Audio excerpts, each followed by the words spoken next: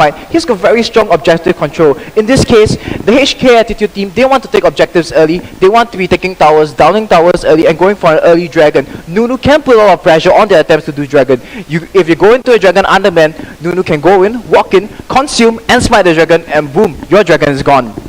It's gonna be very scary to have Nunu on the side. Like you said, and like I pointed out, the objective control from the smite consume burst damage is gonna be very scary. So they do put in a deep ward onto the blue buff here, and we do know that HKA has seen the movements of SAJ come in. Sorry for the camera wonkiness there a bit. So let's go back to directed camera, take a look at the trades coming out. And do you think a lane swap is going to happen this game? Because Mythic Q on Shyvana up against QTV on Jax. I know Fish likes to say that when you have a Jax in the lane, it's going to be very hard to deal with, even if you're a Shyvana or a Renekton. So QTV should be able to bully out Mythic Q coming in as they go up for some more levels, but it seems that SAJ may start to initiate that lane swap, and we will have that lane swap happen. So QTV is going to be farming under the turret, Mythic Q going to do the same, and it seems that SAJ will want that to happen as well. A nice little ward trying to spot out any sort of steals coming in. Safety has nothing much to worry about. Does pop that consume, will be able to smite the blue buff very easily. I actually like this choice to lane swap here from the Saigon Jokers. Whoa. Oh, there we go. Some harass there on the blue buff side there. But actually, as I was saying, I like this choice to lane swap here by the Saigon Jokers team. They know that Mythic Q, he's very, very comfortable on Shyvana. He's been playing Shyvana, I think this is the 6th or 7th game in a row already. And he's probably prepared for the Jax matchup. So they're probably trying to swap it up here a bit, put him a bit out of his comfort zone, and play the 2-for-1 against him. Yeah, they do want to play the 2-for-1 against him, however, but I feel that both top laners aren't going to be very happy about this lane swap. We do have the auto attack reset on QTV using his empowered strike, so that should allow him to kind of farm better in the jungle, but not forgetting Mythic Q has the twin bite to help him as well. So I still feel that they would much rather, or the top laners at least much rather duel it out with each other, just to say, hey, I'm better at you in skill, I can be you in lane 101, no problem. But that's not what SAJ wants to do. So if we go from the previous game, and if it's something to kind of predict, actually, oh, we do have QTV coming in the counter strike, dealing a little bit of damage onto perhaps. He does have that innate heal though, so Junie there will be start poking him out. Very interesting pickups coming in, but like I said, it's going to be very classic for SAJ, I feel, after we watched that previous game. They're going to take objectives early, rotate, do very good rotations, get very strong objectives coming in on top of the kill. So we've got to watch out for that one, but let's see the aggression coming in. You do see Fi waiting on the wings, wanting to dive QTV in lane. QTV needs to be taken down slightly lower than that in order for them to dive this. Perhaps can easily tank up the turret and switch turret aggro. We may see the gang coming in. Safety as well. Doesn't pull off the gang though, but now the gang comes in very shortly. No one takes the aggro just yet, and whoa, this is a little bit awkward. QTV here trying to deal as much damage. We do have Angor take one turret shot to the face, puts in another auto attack, and Fi takes a shot to the face, so don't know what they were trying to do there.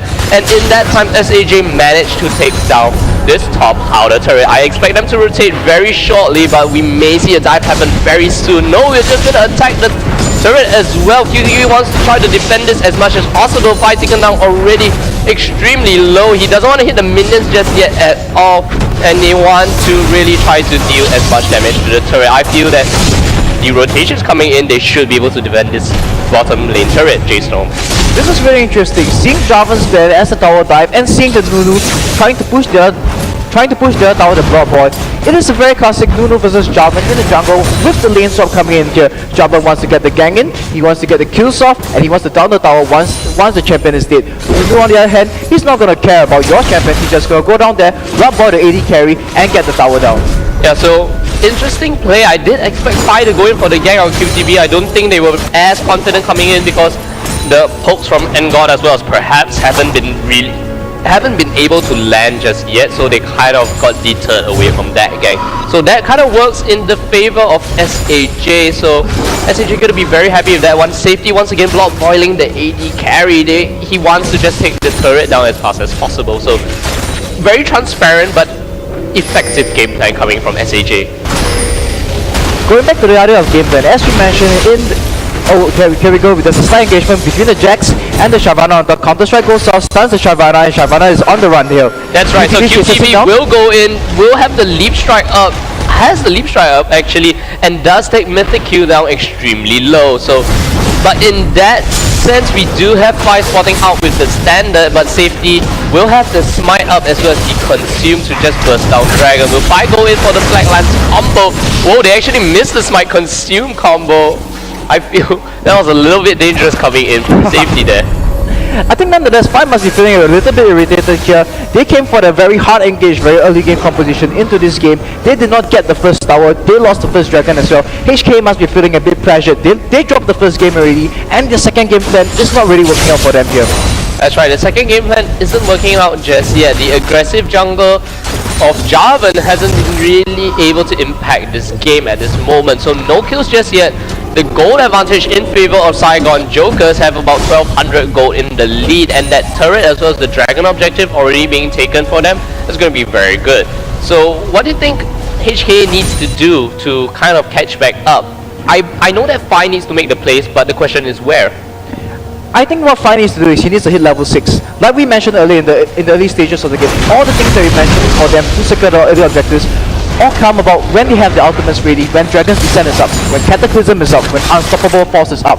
These all happen only when they hit level 6, and we see Pasa here hitting level 6. Maybe we are going to see some plays when the mid lane starts to rotate, and perhaps some ganks coming in from Fi on maybe mid or bottom to try and get the towers back in their favor.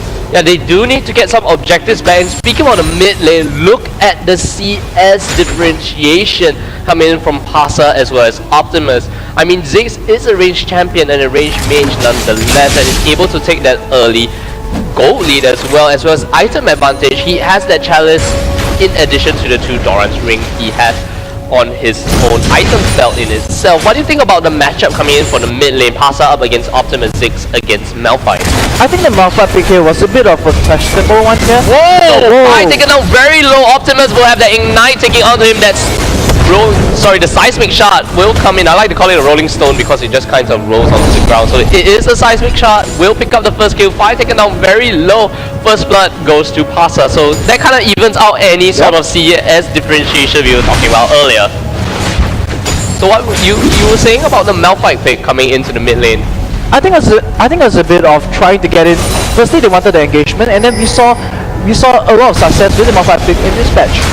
In other tournaments playing like 3.14 server.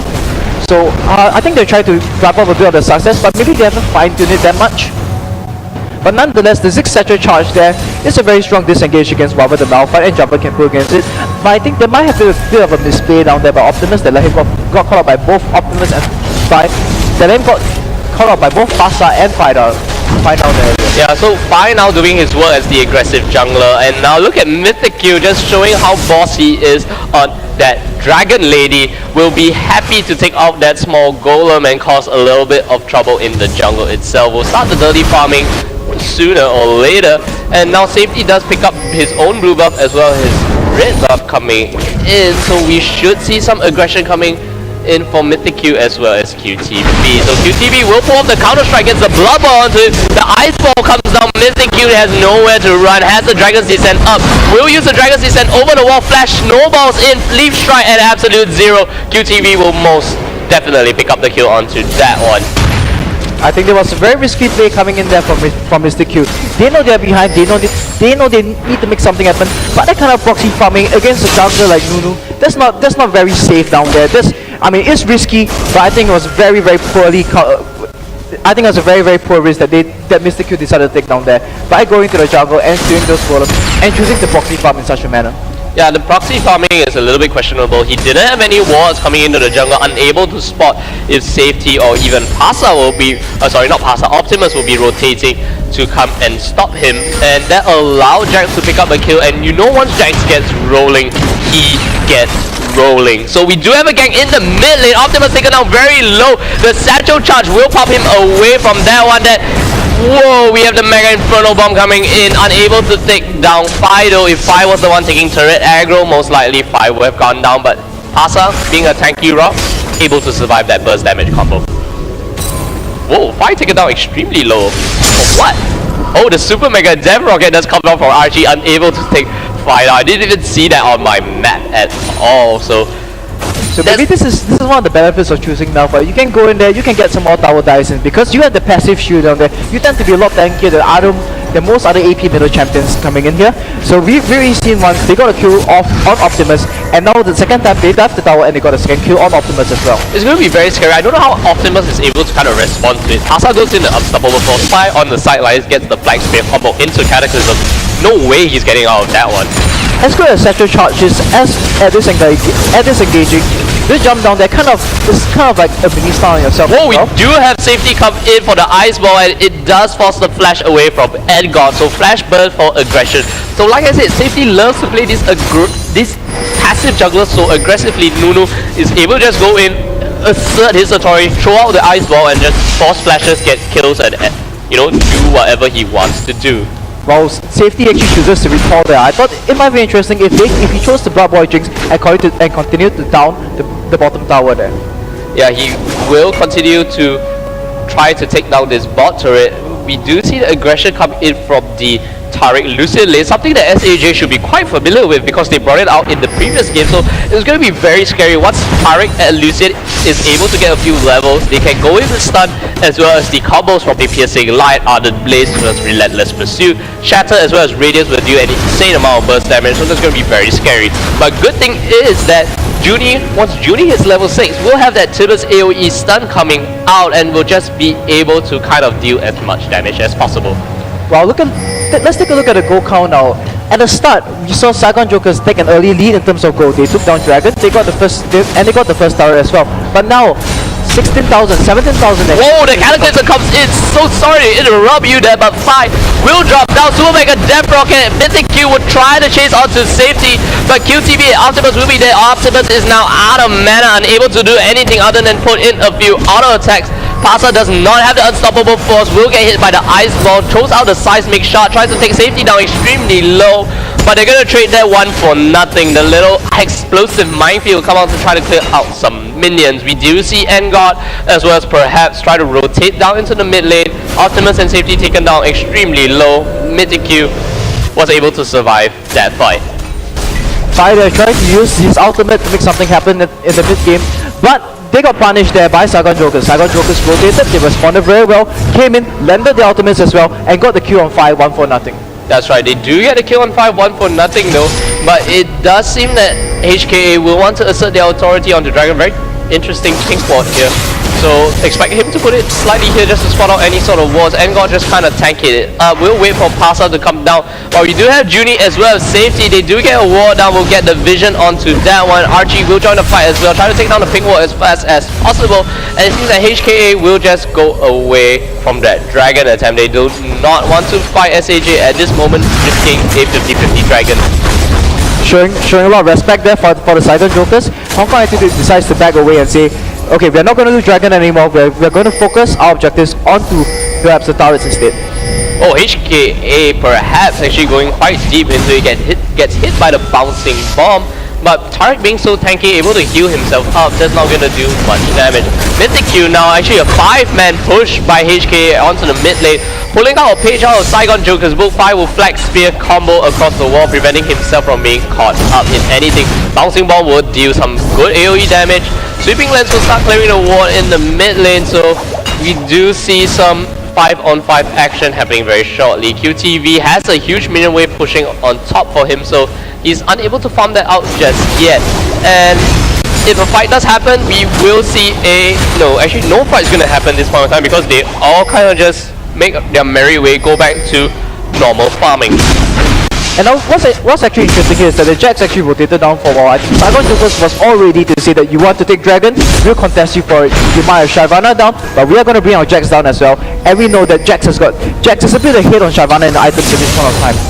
Yeah, I have to say otherwise, because Shyvana does have the main core item there, Ring King complete, but Jax doesn't have that Trinity Force complete just yet. Does have 400 over gold in his own coffers in itself. Unable to complete the Trinity Force is an expensive item coming in, but it does seem that at this point of time, Shyvana should have that slight advantage just based on items. Absolute Zero will try to clear out as much minutes as possible. Safety now in a little bit of trouble. That combination from Engar will take him down to about half health. He will just fight on that cannon minion there to just heal some health back up. I think Saigon Jokers, it's a bit of sloppy rotation down there. They were covering their bases so well, stopping them from taking Dragon, rotating 5 men to cover mid, and then they kind of dropped the ball towards the last part down there, and they let the AD carry duo of Krabs and Engar to pick up the bottom tower there. Oh, good satchel charge, bouncing bomb combo coming. Fire actually onto the side. Engar uses the culling to clear out the minion wave. So we may see a 3v3. Both the dual lanes and the junglers are here for both HKA and SAJ. But in the mid lane, look at what QTV and Optimus is doing. They're trying to force Hasa out of the lane. But we do have Mythic Q coming from the side. You use the Dragon's Descent, get the Unstoppable Force in, but will lead strike away from that one. So great reflexes coming in from QTV. And in the bot lane, this aggression will not end just yet. A Blood Ball Jinx with Pow Pow is going to be very scary. Engar actually taking it out extremely low. Perhaps comes in, gets the start off to safety. Safety does not have the absolute zero. Has no minions to consume right now. Will force the flash away. Now Archie in a little bit of trouble. Tries to get as many auto attacks as possible, and he will get the stun on to pounce the barrier. And Engar doesn't have. Oh, the Mega Inferno Bomb comes in. Will not do anything. Super Mega Death Rocket comes out.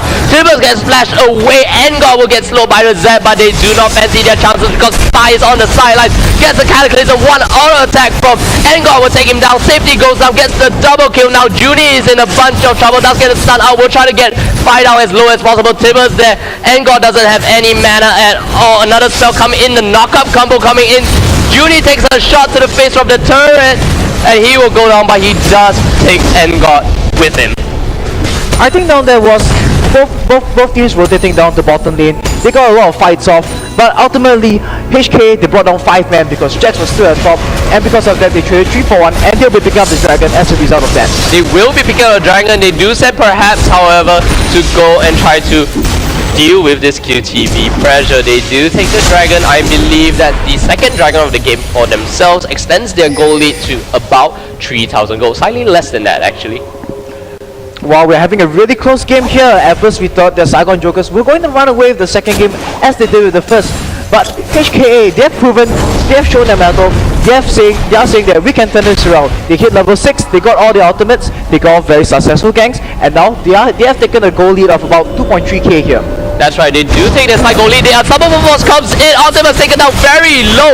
Will he be able to blow up Pasa? Pasa survives with barely any health. Now Junie will try to take him down as much as possible. The heal comes in. What a clutch heal. Junie taken down very low, and now Junie will walk away. Pasa able to survive from that one. Has only about 94 health on top of the Taric heal.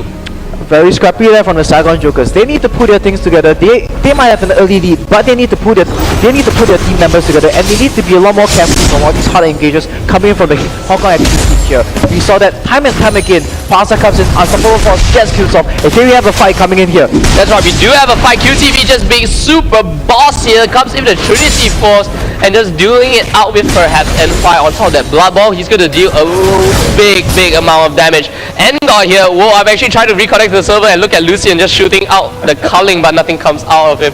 So as we wait for the spectator client to kind of reconnect, I feel that Engar is in a bunch of trouble here. Yeah, we do have the kill. Whoa, he actually gets the double kill onto SAJ, Archie as well as Junie, so he turns that 2-on-1 around in his favor. I have no idea how that happened. So QTV comes in, gets the Ignite now, will get the Empowered Strike and just get the kill onto Engar. So as we watch this one come along, so we do have the goal lead right now still in favor of HKA. The kills coming in, we did see Engar pull off an amazing 2v1 kill, but QTV rotates down the bottom, gets the kill in his own name as well. Very clutch play there from Engar. Turns it around, 1v2, picks up 2 kills, and lets the goal swing back into the, and lets the goal swing even more in favor of HKA there. I think perhaps might have been involved with that, using the aura, using the stun to help Engar out there as well. Well, meanwhile, while we're trying to clear up the technical issues with the spectator mode, let's take a look at the items down here. We have Shyvana, Blur the Rune King, Sunfire Cape almost up. Jarvan with the Ancient Golem down there. Whereas Jax, he has his Trinity Force up. Nunu matching with this Blur the Ancient Golem as well. Yeah, that's right. So if you take a look at the items coming in, well, we do have a pause in effect right now. My spectator client is back. You see me moving the mouse a little bit. So when the pause does come out, you're talking about the items earlier, so I was trying to sort it out. And it does seem that HKA has that slight item advantage coming in. Yep. So if a team fight does happen, Dragon is now not an option anymore. We do see HKA have 2 outer turrets left standing. SAJ has only that mid one standing, and I feel that they may decide to fight it out. We did see that really crazy initiation coming from Pasa and Mythic Q combo. That's going to be very scary.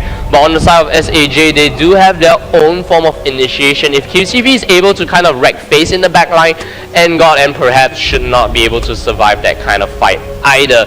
So the game has now resumed. Let's just see which part of the map the fight will start to focus on.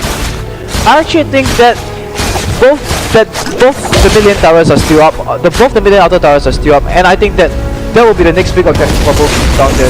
So we're going to see that both teams start to bunch up towards the mid lane, and fights start to happen within the jungle around the mid lane area or within the mid lane itself. That's right. So we should see some action happening into the mid lane. Let's take a look at the gold score coming in.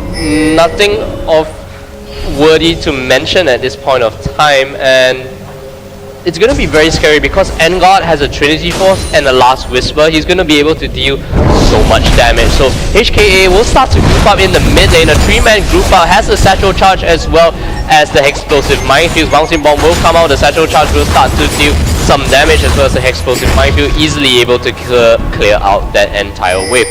Optimus as well as Pasa have the blue buff onto them, so that's going to be easy for them to pull off any sort of wave clear. The Seismic Shard in itself able to just deal a lot of damage onto a single target, and not forgetting the Unstoppable Force is going to be a very scary skill indeed. Now, what we see here is that Saigon Jokers, they're actually pulling themselves back. We're going to check out how Lucid got a double kill. I'll take you through the play-by-play onto this one. The replay will come in now. So we do see the Tibbers come in. No stun. The Zap will miss. And then Engard will just destroy Junie. Archie just gets taken down by the Piercing Light. And Engard with that fantastic play earlier. The kill that we missed because my client decided to kind of mess up on me. Wow, there's a lot of damage on Lucian there with the Trinity Force, picking up a Last Whisper as the second item after that. I think if you look at the kill distribution on both teams, it can kind of tell what is the game plan down here. Hang on, there's a fight breaking down here. Yeah, so Safety taken down very low, gets hit by, sorry, not very low, but does get hit by a Seismic Shot. We did see Optimus as well as Archie on the sidelines. Junie has the stun charge up, has the Tibbers ultimate. All the ultimates on both teams are up at this point of time, so we should see a fight breakdown very soon. But QTV here may go on to Mythic Q, but Mythic Q just sent on that split push mission to do as much split push potential as possible. It's going to be extremely hard to siege down Optimus at this point in time. He has the blue buff, have enough wave clear, especially at this level. We do see Mythic Q get snowball onto the flash, does come up from to safety, but a fight happens in the mid lane as well. Mythic Q seems to be able to get away from this one. The turret will go in favor of Hong Kong Attitude. The flash blown by safety a little bit questionable there because QTV was unable to follow up onto that one. Well, I think the real story here is the Mythic Q, Shyvana against Jax. We mentioned in the early game that he's very, very confident on his Shyvana. You look at his creep score now, 219 against 151 on Jax. Jax might have 3 kills and an assist on top of him, but the goal difference, he has the Sunfire Cape up, he has his Blur the Ring King up. Jax only has one large item, his Trinity Force up. Trinity Force might be expensive, but the fact is that we saw down there Shyvana. Mythic Q on Shyvana, constantly bullying. Oh, just got taken down. Pasa is now on a rampage, throws out the Unstoppable Force as well as the Seismic Shot combo. Junie just melts.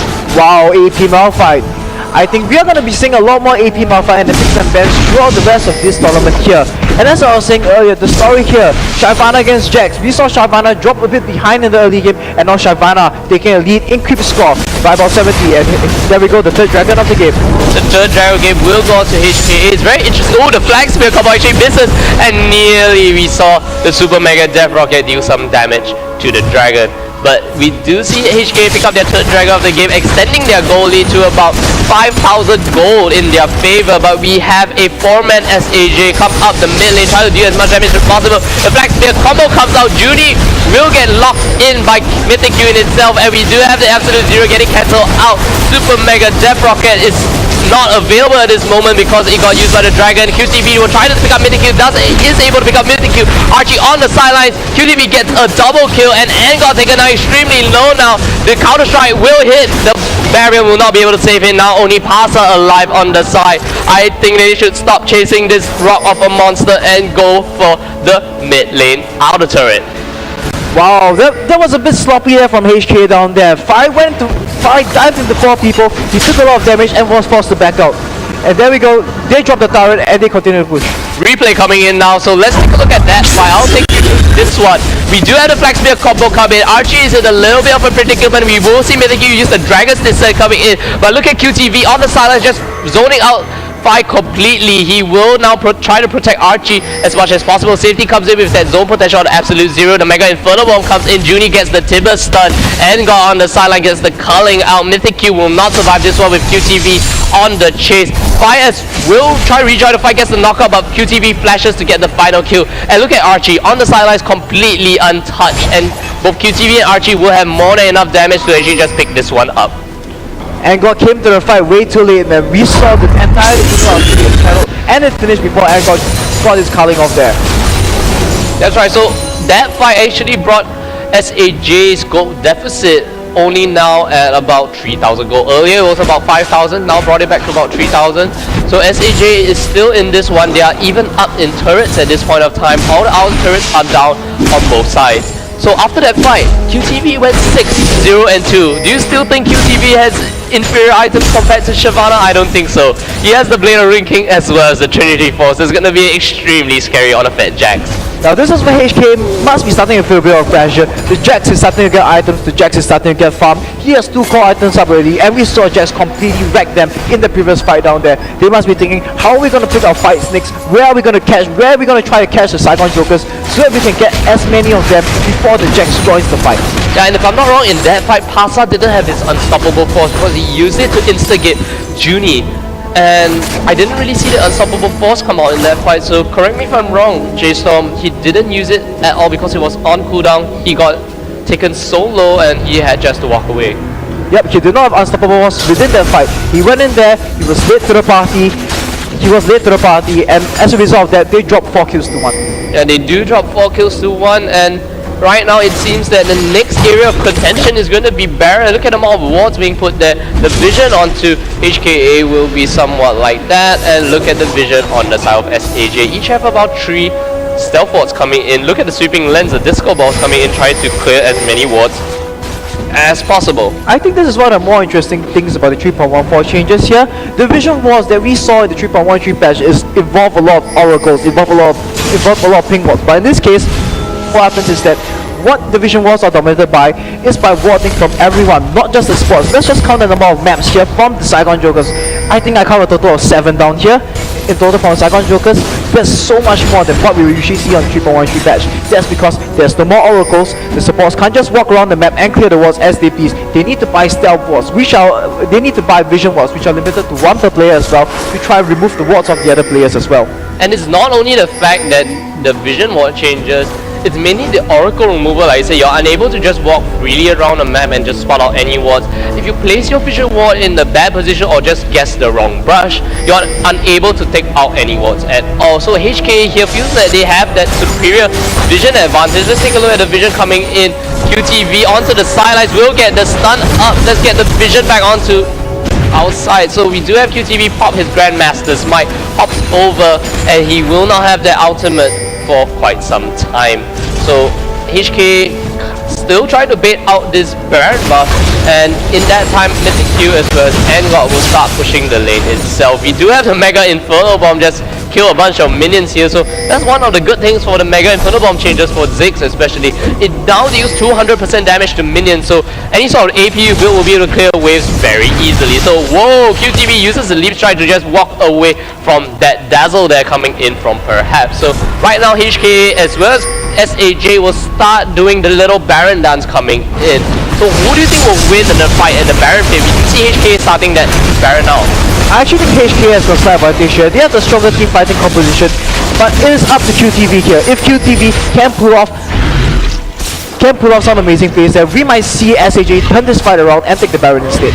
That's right, the Baron isn't regenerating any health at this point of time. Now the aggro has dropped and Baron will not be attempted by Mythic, sorry, not Mythic Q, but not by QTV anymore. We do see Pasa actually melt there, and now we have the engagement coming in. The Tibbers will go out trying to save Safety's life, but the knockback from Dragon's Descent will cancel the absolute zero. And where is QTV? QTV is still on the sidelines, does have his Grandmaster's might up. Archie is now down, so HKA may be happy to take the Baron now, but they did blow the Dragon's Descent as well as the Culling and Unstoppable Force. But let's not forget, the ultimate for 6 is up as well. That ultimate is very good at stealing the Baron. They have that ultimate, they have the Nunu consume smite at the same time. So I think this is very good discipline by HKA here. They say that we might have an advantage here, but we're not 100% confident about getting the Baron, so we're going to back off. That's right.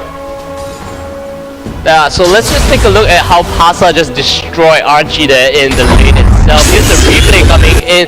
So we do have the Unstoppable Force come in, as well as the Death Fire Grass, and the Seismic Shot will just destroy him. That's an easy 1, 2, 3 press of the button for Pasa. Wow, just look at the damage on the Malphite there. Death Fire Graphs, a Needle Sea Lush Rod, Haunting Guise, Sorcerer's Shoes, Doran's Ring, and 602 with 167 CS there on the Malphite. That amount of damage is just obscene. That's right, look at the amount of AP on his 290 ability power and 35 flat magic penetration on top of the 6% percentage magic pen. That's just going to melt any sort of MR away and just deal full true damage onto Jinx itself. So Pasa there just used the Unstoppable Force combo just to insta-give any sort of squishy. So Optimus, Archie and Junie need to be very afraid of this Malphite right now. So at this point of time, with Unstoppable Force being on such a short cooldown, he's able to just use it, spam it off as much as possible. But they still haven't really answered that one main question. Who is going to deal with QTV? QTV is still completely untouched at this moment, and he's starting to ramp up into a very scary beast. The Baron dance has been happening for the past 5 minutes or so, and neither team wants to really go for this one.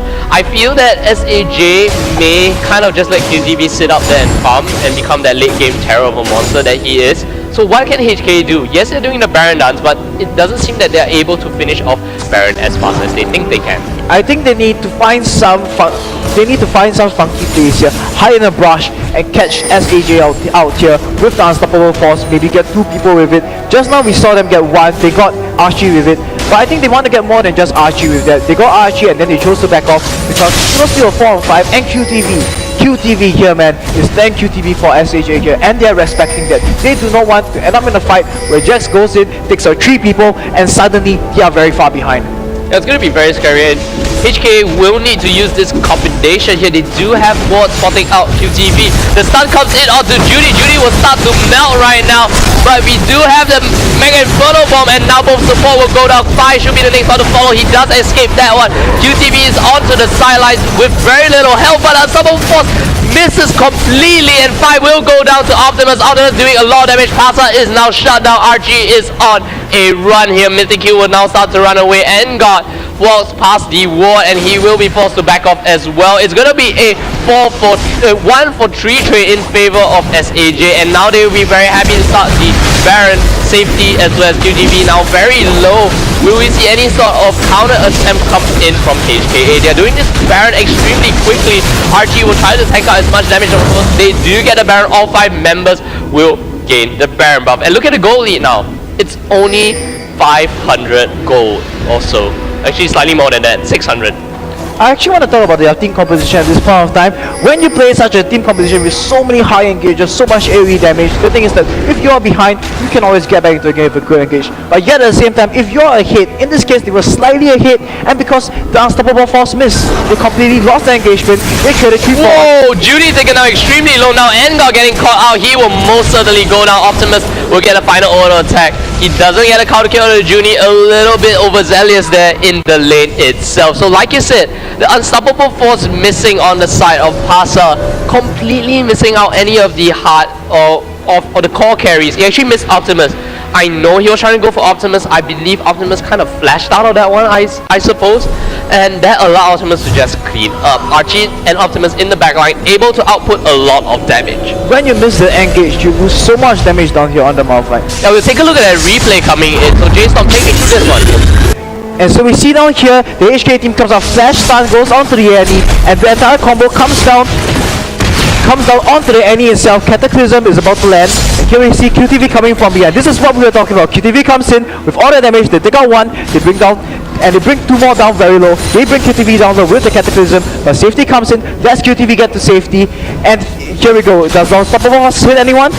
Let's just see. The Unstoppable Force will be flashed away by Optimus, so he did go for Optimus there.